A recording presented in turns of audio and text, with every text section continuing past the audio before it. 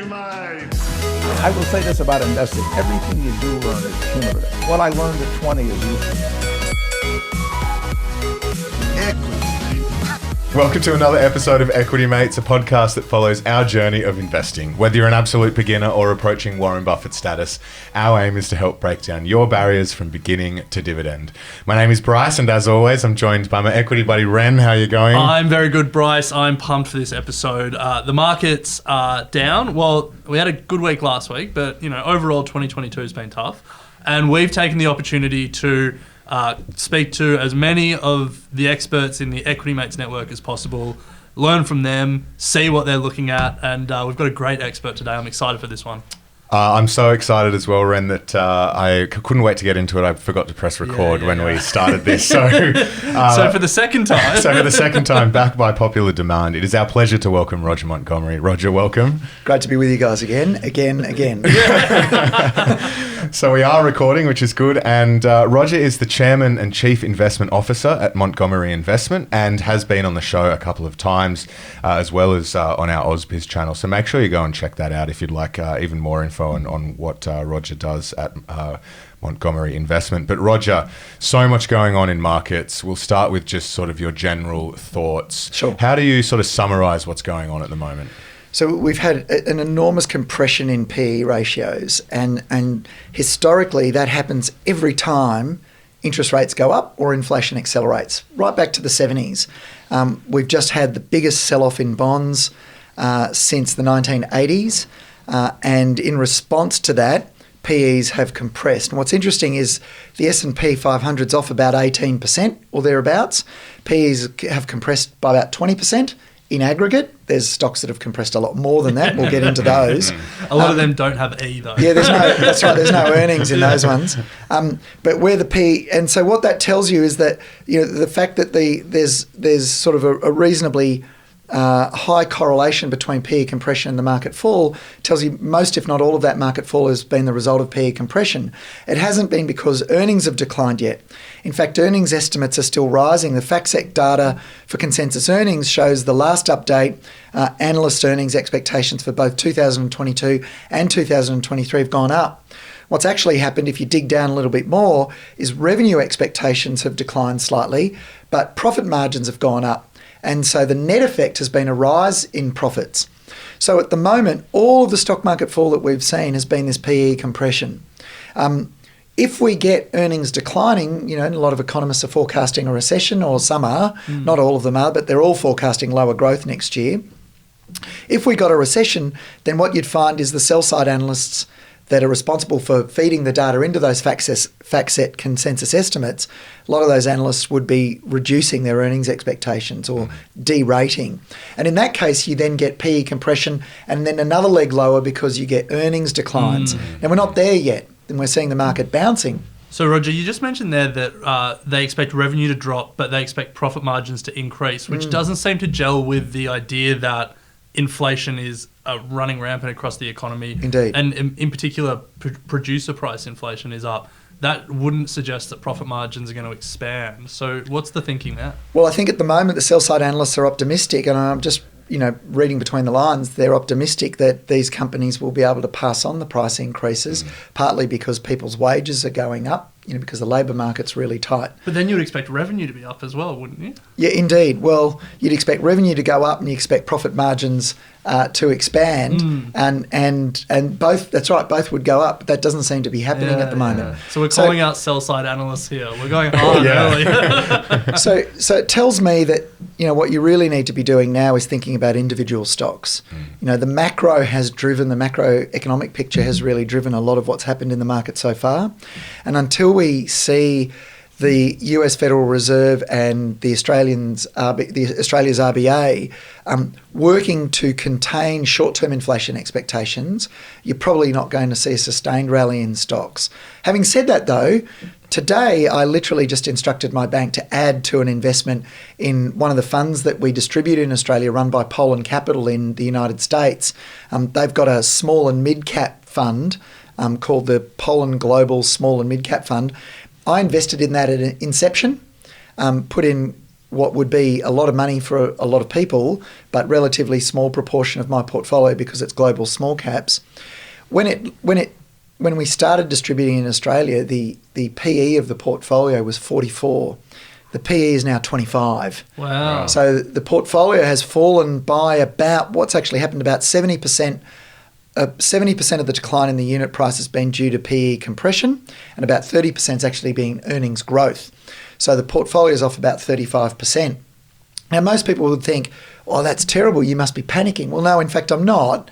You know, Warren Buffett's just invested $51 billion in equities in the first 3 months of the year. Yeah. I'm putting more money in. In fact, I, as I said a moment ago, or alluded to a moment ago, I called my banker this morning, sent them an RTGS transfer request and said, I want you to top up my investment in the fund. So I'm putting more money in the market, and if I get it wrong and the market falls further, well, I'll add increasing amounts as well as the PEs get lower. So I just want to contextualize this fall in PE in relation to what like the long-term average is, because PEs have fallen, but the last few years PEs were incredibly high. Yes. So where are we in relation to the long-term average? Are we there yet, or are we still above The it? long-term average is not that important. We're about the 10-year average Okay. right now, or just below it, actually. right. We're just slightly, for the S&P 500, we're slightly below the 10-year average. Yeah. But that's probably less important than having a look at where Ps are relative to other times Ps have compressed. Okay. So in the 2018 correction, we're about the low point of the 2018 correction, and we're very, very close to the low point of the 2020 COVID sell-off. So that gives you a better idea. You know, we really are in the doldrums. We really are very low in terms of recent history. But remember, after the 2020 sell-off in the market, we saw unprecedented fiscal and monetary policy support. And after the 18 sell-off, that was when the Fed started lifting interest rates quite rapidly. Then once the market fell, they stopped. I think the market fell about 20%. They stopped, and then they started cutting rates really quickly again. And at the moment, the US Federal Reserve is being rather hawkish. You know, they're saying, well, we're going to keep raising rates until we can control inflation. Remember, this is the same Federal Reserve that 6 months ago was saying rates would stay at zero for all of 2022. And prior to that, the Fed was saying inflation would be transitory. I actually am probably the odd one out. I still believe inflation will be transitory. I still believe that if we can contain short-term inflation expectations, long-term inflation expectations are still very low. Yeah, right. As long as we can contain those expectations and not give in to demands for higher wages, we'll see some of this pass. It will be painful and it will take longer because, of course, a lot of it is supply-driven. The Fed and the RBA in Australia can't do anything about the supply constraints. They can't do anything about the bottlenecks in the supply chain. They can't change that. Yeah. So all they can do is contain demand, try and bring back throttle demand. And the way to do that, of course, is to lift interest rates. What you've got now is, and I'll share with you, a friend of mine owns a chain of IGA supermarkets in Victoria, in rural Victoria. He, along with others, are increasing the amount of space in the fridges that they're dedicating to mincemeat. Because people are trading down. You know, they're not buying as much lamb, they're not buying as many expensive cuts, and they're buying mince. We know that higher petrol prices acts like a tax on people's spending.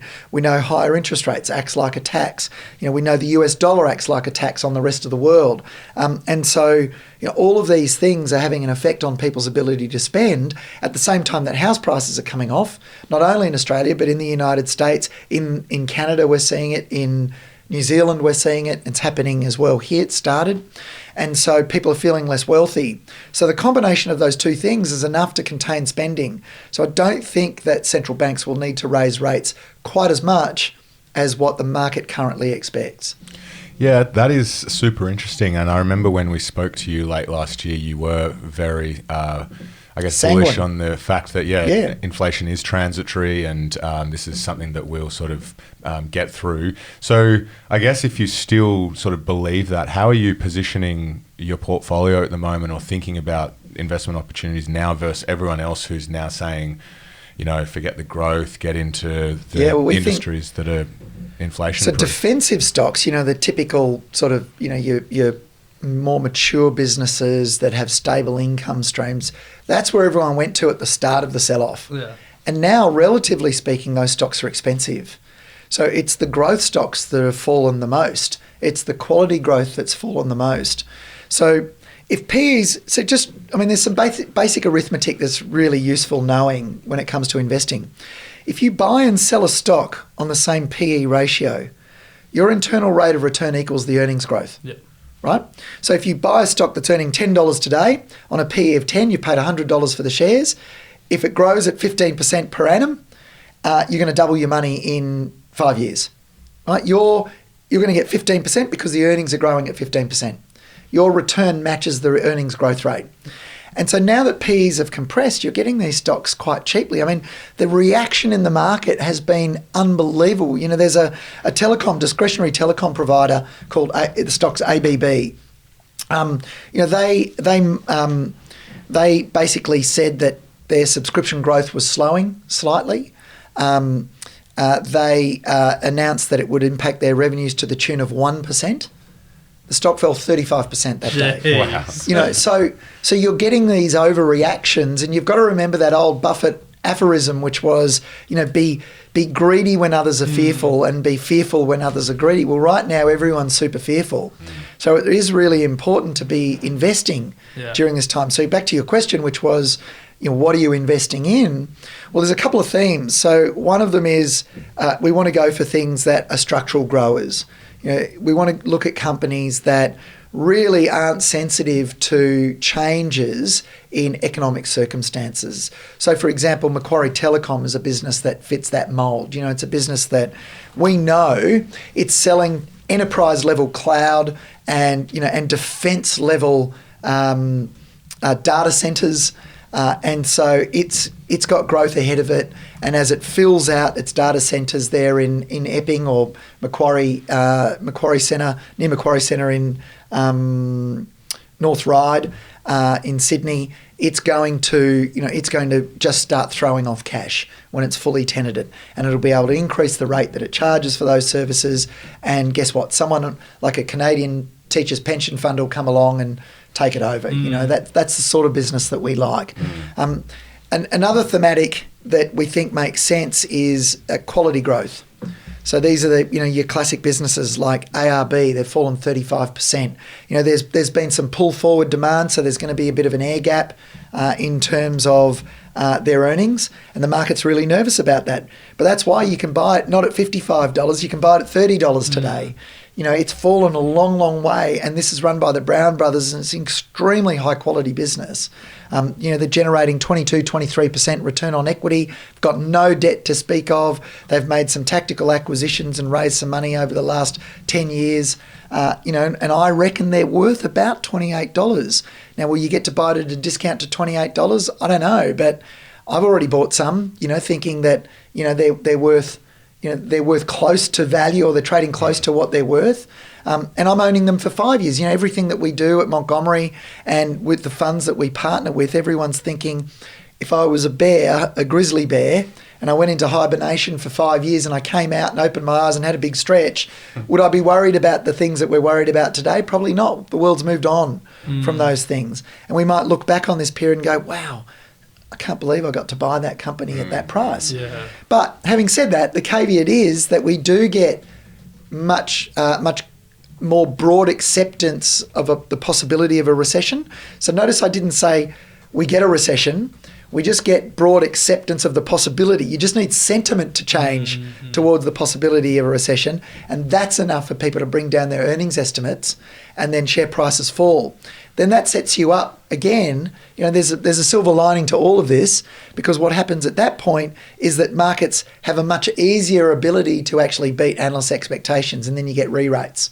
So you get big reversals back up in price. I've been doing this for a long time, guys. I've been doing this for 32 years. And I can tell you I've seen the market sell off lots and lots of times. I've seen it recover slowly. I've seen it recover quickly, but every time it recovers. Yeah. So, Roger, we're getting to some individual stocks, how you're positioning your portfolio, and I think that's where we want to spend most of this time. But I do want to ask one question about, inflation, interest rates, central banks, before we move off that. You mentioned there that the Fed said they were going to keep rates low. and then they changed their mind and they are now increasing aggressively. We had the RBA here say they weren't going to raise rates until 2024. That's right. They're raising rates. Yes. And yet, so despite the fact that a lot of what central banks say at one time turn out not to be true, people still put so much stock in what they say today. Well, I think the reason why there's been this compression in PEs, or why there's been so much fear and anxiety in markets, is for the first time in a long time, you haven't been able to rely on what the Fed says. So the central banks have become another variable, where previously you knew what they were going to do because they did what they said they were going to do, and everything else was a variable. But now central bank policy itself is a variable, and that makes it a lot harder. It's another plate that we have to spin and try and stop from crashing. It's another difficult thing to try and anticipate. So do you try and anticipate them at all? No. We're looking at individual stocks. We're thinking about growth. We're thinking about businesses. I mentioned earlier that I've put some more money into this Poland Capital's small and mid cap fund. The average return on equity of a stock in that portfolio is double the market average.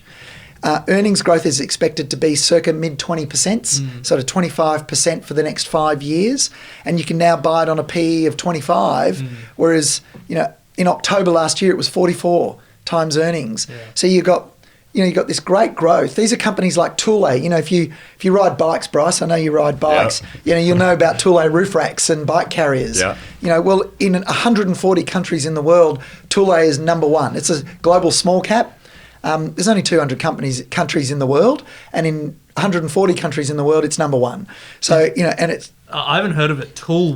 Thule. T-H-U-L-E. Yeah. Okay, nice. T-H-U-L-E. I'm obviously Thule. not a cyclist. No, some people call it Thule. They come up with all different ways of pronouncing it. It's Thule. Yeah, okay, nice. Another one, which is another business that the fund owns, which I think is just an amazing business, is a company called Yeti.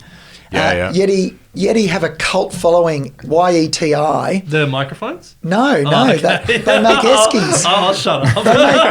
They make Eskies, but they have a cult following in the United States. People pay $400 for an Esky. Really? Yeah, Primo Eskies. They are premium Eskies. Really? Now, here's the funny thing. I've got a property in northeast Victoria, a little farm, and there's a post office there, a little town called Mount Beauty. And in this town called Mount Beauty, there's a post office. And the new guy who's bought the post office, what he's done is he's shrunk the post office part of the store and he's expanded the outfitters part of the store. So he's got mountain bike gear, he's got hiking gear. It's a real adventure playground down there. Yeah. It's right near Falls Creek. And one of the brands he stocks is Yeti. So if a white page was nowhere, a map of nowhere, Mount Beauty's in the middle of it, and but it is a beautiful place. I've got to say, I probably shouldn't be talking about it because I want to keep it secret. But there, of all places in the world, they stock Yeti. Now Yeti's revenue is about 95% generated in the United States. If they can build the cult following that they've got in the US elsewhere in the world, well, the sky's the limit. It's just incredible.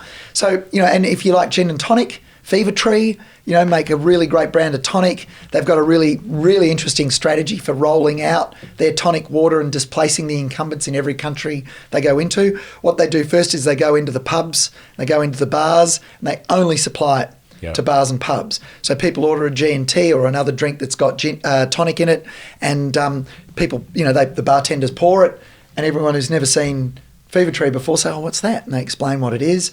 And then a little while later, it's in the supermarkets, and guess what? Everyone buys it because they saw it in the pubs. Yeah. So, these are great businesses. They've fallen a lot. The share price and the PE, the share price has fallen because the PEs have compressed, but they're still growing. They're generating cash. They're all profitable. They're not these profitless prosperity companies that you alluded to earlier.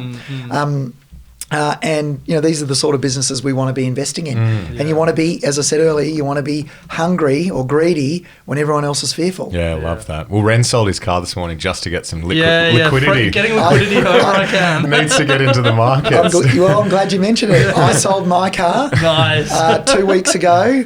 I got what I paid for it 5 years ago, even though I put 30,000 Ks on it. And my son, I advised him to sell his car as well. He's going to Japan for an exchange program, and he sold his car.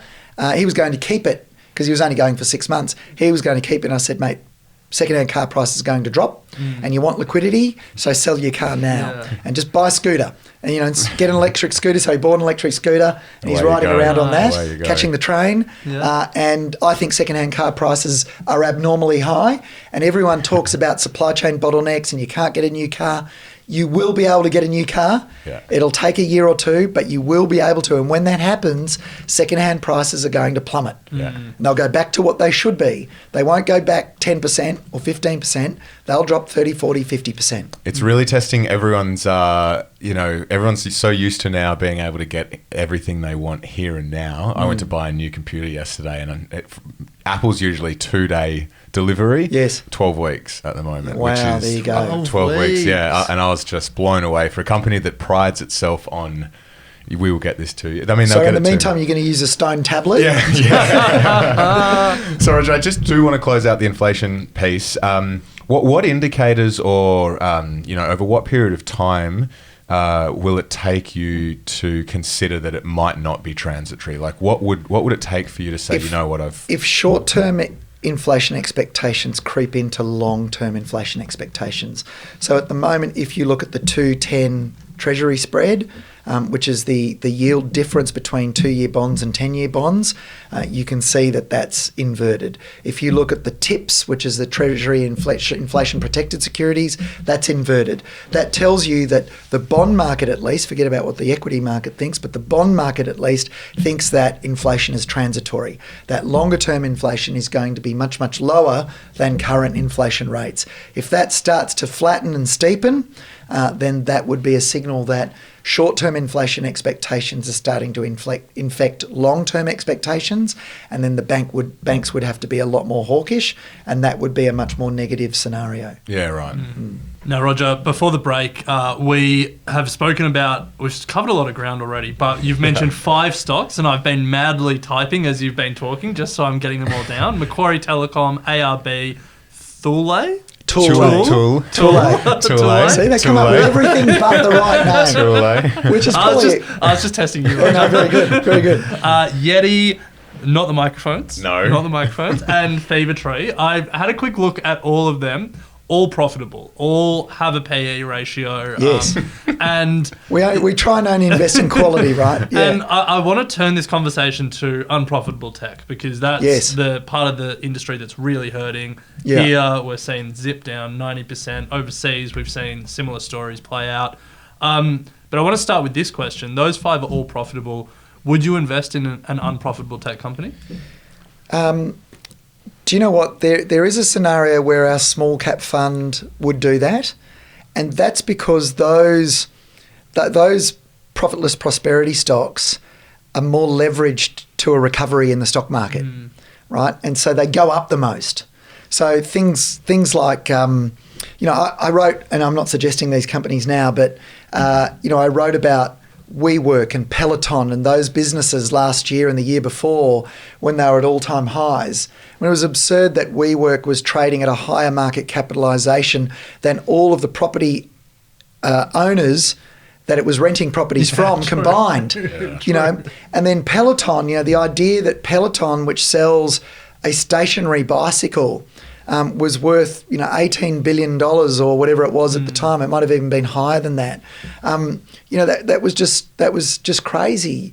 Everyone knows that the fitness industry it literally lurches over the decades. It just lurches from fad to fad to fad. That's how the fitness industry goes, and this is just another fad that will pass. And so, would we buy those sorts of businesses? Look, if we felt that it gave us the most leverage to the upside and it was relatively the best quality in a sector that we were underweight, the small cap fund is trying to beat the small cap index by 10 to 15% per annum. And the only way to do that is to neutralise any risk of a particular sector going up and driving the index higher. So what the small cap guys want to do, Gary Rollo and Dominic Rose, is they are saying, okay, well, we're underweight this part of the index. These stocks are in our index. We're underweight that. Do we have a negative view on that? Should we be short? Because we are effectively short if we're underweight. And if they're not willing to be underweight, they'll neutralise it by getting to market weight. So they will own those sorts of stocks. And the fact is that they, as I said a moment ago, they do have the most leverage to the upside. They'll bounce the hardest when it's risk on again. When people decide it's time to load up on stocks, they'll want to take those crazy stocks again because they're the ones that are going to rally the most. What a moment that will be. Might be some way off yet. We'll wait and see. What if you go the other end of town, the big end, the big profitable end, the Amazons, the Alphabets? You know, where are you sitting on that? Well, they're the last to be dumped. You know, they're the ones that came off most recently. They were the stocks that people held, and they were the stocks that held the market up, disguising what was going on underneath. You know, there was a real rot that was happening underneath. A lot of the small caps were already falling. But those companies are rare businesses. Even in business school, we never anticipated that a company could generate a higher return on equity as it got bigger. Yeah. Typically, as companies get bigger, they attract competition. And you know, the easiest thing to do is to compete on price. That erodes your profit margin or your profitability, and so return on equity starts to drop. But these businesses, the Microsofts, Apples, Googles, Amazon, you know, even Netflix to a certain degree, those businesses, they kept generating higher rates of return on equity as they doubled and tripled and quadrupled their equity. And you couldn't contemplate. I mean, that's first prize in investing, right? If I said to you, here's a bank account. So, Ren, here's a bank account with $1 million in it, earning 1%. But if you can get $10 million in it from family and friends, I'll give you 10%. Yeah. And if you get $100 million, I'll give you 20%. Yeah. And if you get $1 billion, I'll give you 50%. You know, that's what those businesses were doing. They were increasing the equity and generating a higher return on equity. They're still going to be doing that in the future, I suspect. And the crazy thing is, last week, Alphabet was trading at a 15 PE. Yeah, well, it's bounced back a bit this week, but I think it still you can buy Apple on a lower PE than that. You might want to check it up. Yeah. I think the forward PE for Apple's even lower. But I guess the question is, like, what you've just said there about how amazing these businesses are isn't new news. Like, people have been astonished by these businesses for a number of years. Why was it that Apple and Alphabet had a lower PE than Coles?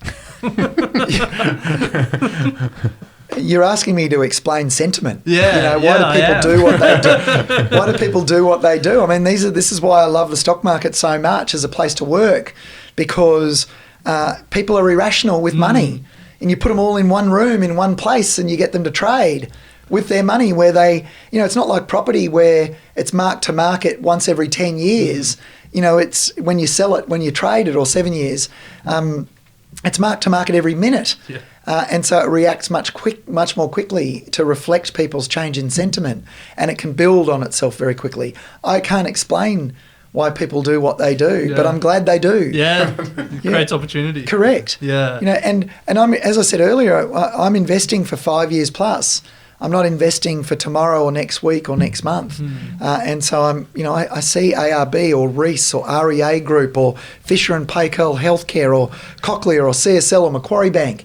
You know, I see these stocks fall 20%, 30% or more, and I think, unreal. This is great. Yeah. Well, that's what we've been talking about on the show for the last few weeks. You know, we're trying to ensure that everyone in the community feels like this is an opportunity that should be exciting, not one where you're looking... Of course, everyone's looking at a portfolio and seeing a lot of red. But, you know, you've listed some companies there that we've, for the last 12, 18 months, have been speaking about as some of the best companies in Australia. And they are. And, and then you get an opportunity like this, and Ren's selling his car. So. Can I share with you a quote from Warren Buffett? And I'm going to do this off the top of my head. But years and years ago, he said this. He said, your job as an investor is to purchase at a rational price a part share of an easy-to-understand business whose earnings are virtually certain to be materially higher in 5, 10, 20 years from now. He went on to add, after that, he said, put together a portfolio of businesses whose earnings march upward over the years, and so will the value of the portfolio. And that's all you have to do. You know, and what is a rational price? Well, down 35, 40, 50%. More rational than it was before, that's for sure. You know, and remember, the lower the price you pay, the higher your return. So do that. Be fearful when others are greedy, and greedy when others are fearful. you can't help but do well. And I know a lot of your listeners are people who are young. They have a really long runway for investing ahead of them. Yeah. If you're in your 20s, you're going to be investing for potentially another 80 years. Yeah. You don't think you are, but you are. And I promise you, there's going to be more booms in the next 80 years, and there'll be some busts in the next 80 years. But when you see the busts, load up. You're going to do fine. Well, I'm spewing because I'm heading into a wedding soon, Roger, and it is Yeah, burning my absolute dry powder, that's Yeah. for sure. Yeah, I know you don't want to go into a wedding and say, "Look, darling, I saved 40%." Yeah. That's not a happy start. I do get it, that. could do it. Well, Just get through that, and then start saving and investing. I think Bryce at the wedding should have a wishing well, but rather than cash, people give him stocks. True. So that's not bad. It's no may have registry. missed the just- boat though, mate. Yeah.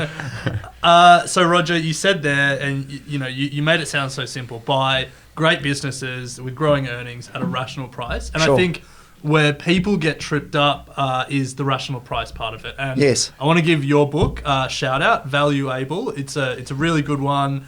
You can buy it on Roger's website. You can buy it wherever good books are sold. But there's some great valuation stuff in there. But for people who haven't read the book yet, what are some of the, I guess, when you're trying to work out rational price, Yes. what are some of the steps you and your team take? I'll make it really simple for everybody. Let's say you've got a business with equity of $10 and it's generating a 20% return on equity. So it's generating $2 of earnings on its $10 of equity every year.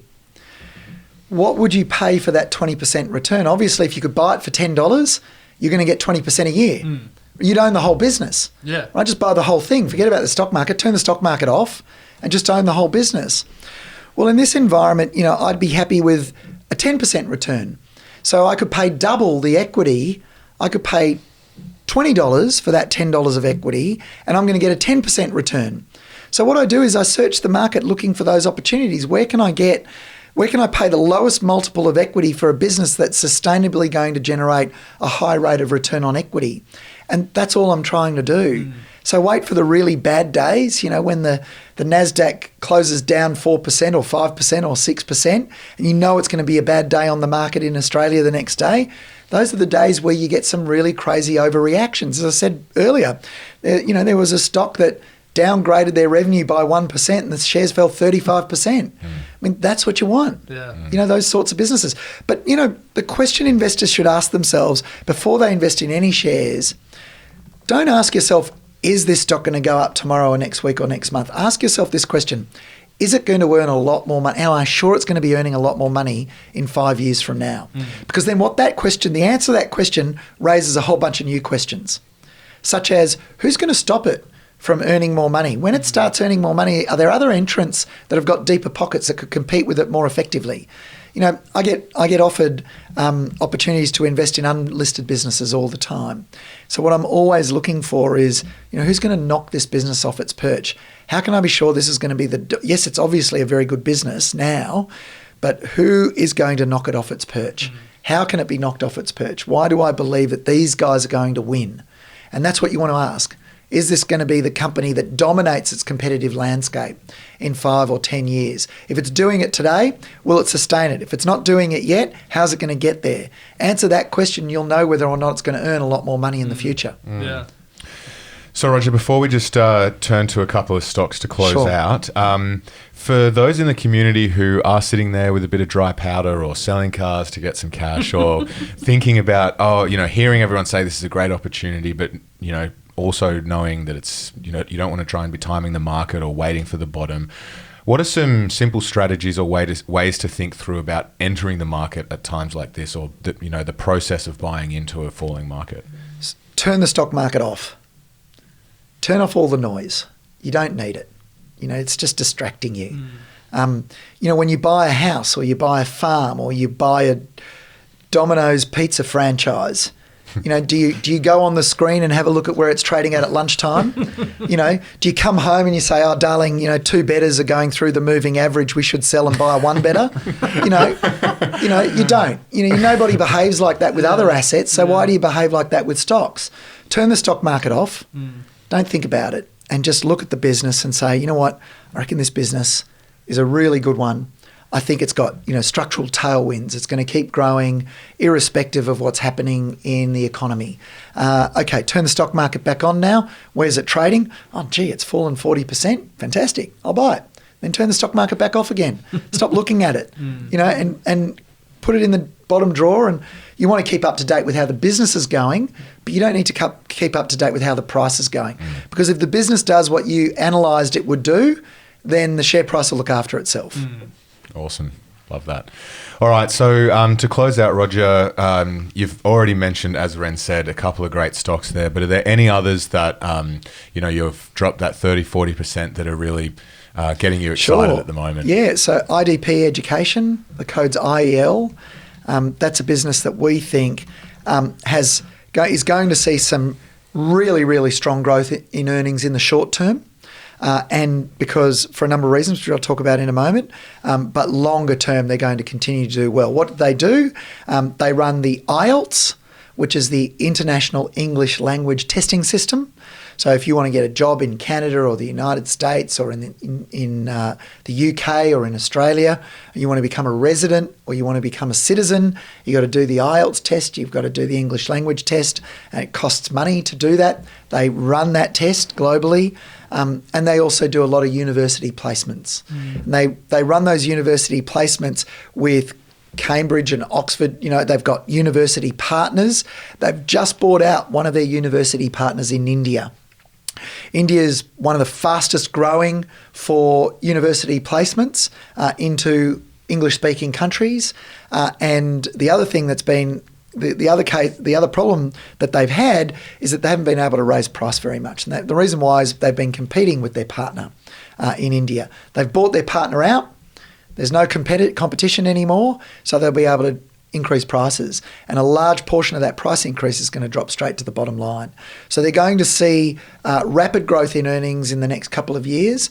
And beyond that, they'll continue to see growth because as borders reopen, and we start seeing migration again, people returning to universities internationally as things normalise, and people will become less fearful about being locked in to a country, then what you're going to see earnings growth sustained over a long period of time. So they've got a relatively high PE still, but you're going to see growth that's going to bring down that PE quite quickly. Yeah, right. Nice. So I think we spoke to Julia Lee last week, and she was also a big fan of IDP Education. So it's getting a bit of buzz at the moment. Oh, I probably should sell it. If everyone's actually talking about it, it's probably time to sell it. Any others that are front of mind? Well, another small cap that we think's interesting is a company called Symbio. Symbio is the old MyNet phone, and basically what they do is they provide old network functionality for new network convenience. So when when you've got an Uber coming, and there's a little message there, the Uber's on its way, or the driver sends you a text, I'm at the front gate, and you write back, I'll be there soon, whatever the message is that's pre-populated by Uber. You have to use a phone number. And if you plug in your phone to Apple AirPlay into the car, or I think it's Google Play or Apple AirPlay or CarPlay, you'll see this sort of really long 20-digit number or 30-digit number. They're real phone numbers. That communication between you and the driver is occurring on a phone network where real numbers are being used. You just don't see the number. You think you're talking to the driver. You're not calling his mobile, and he's not texting you from his mobile. And Symbio provides that network of phone numbers for all of those services. So they've got massive customers, really big customers using those services. Now, what's really interesting about them is they dominate in Australia. They've just moved into Asia, and they think the market in Asia is 10 or 20 times bigger than Australia for them. If they can even capture, a decent percentage of what the size of the market is, then their business is going to be substantially larger than they are today. Remember earlier I said you want to find businesses that you're very, very confident are going to grow their earnings over the next 5, 10, 15, 20 years. Well, there are two businesses that we think we're very confident are going to grow their earnings. Yeah, right. Wow. I love that, especially because it's an Australian tech company that I've never heard of before. Yeah. And There you go. Even more, it's a profitable Australian tech company that I've never heard of before. That's great. Yeah. Awesome. Well, any more?